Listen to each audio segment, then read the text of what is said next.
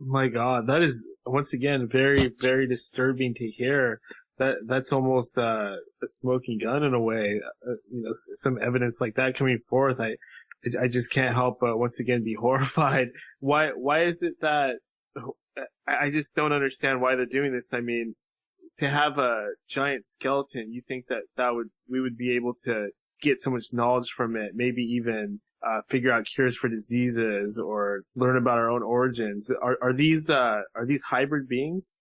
Oh no, they're normal, healthy human beings that were discovered.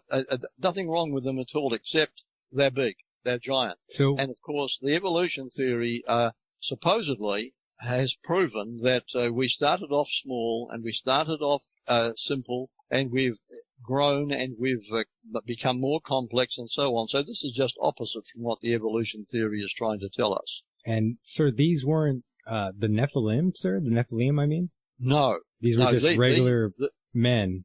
These are ordinary human beings, Right. post-flood. Many of them are going back only a couple of thousand years, and burial mounds all over America.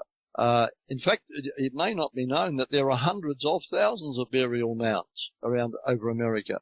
And the native population claim that these were there before them, and they show traces of a highly developed civilization. They show complex use of metal alloys, and these human skeletal remains are found with them. As a matter of fact, occasionally you'll get a newspaper that's open enough to mention a discovery, or it'll get into the news because it's been discovered locally by somebody that's well known. And then as soon as it gets in, it's covered up because somebody in control sees it's been published, and they don't want a follow-up story to develop. So the whole thing is then snuffed out. This happens quite a lot. But Wow. the initial story gets sometimes through. It's bizarre, sir.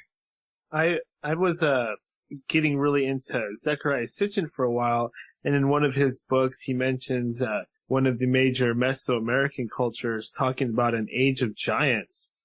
Are you familiar with that, sir? Yes, I am. Actually, gigantism, if we don't want to misinterpret the word, but simply mean large size, a gigantism actually was a widespread feature of early mankind. It was a normal thing.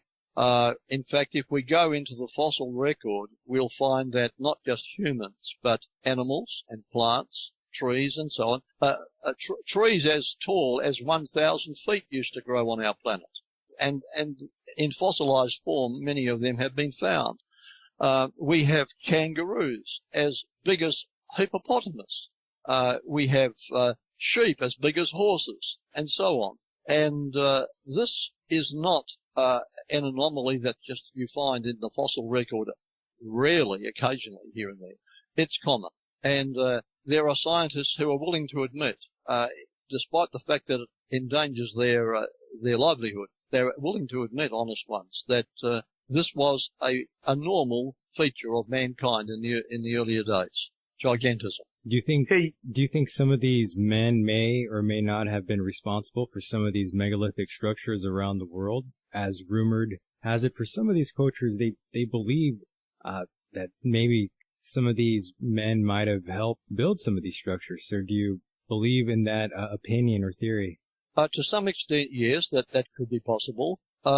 If we can correlate the artifacts that we're speaking of with that age, to within 3,000 or 4,000 years, even remnants today, of course, have survived. But generally speaking, at the time when some of the big structures were made, we had bigger people, and gradually man deteriorated, and also his ability deteriorated. So it's not entirely out of the question that some of the large buildings we see today were constructed by such people. Certainly those people were more common back in those earlier days.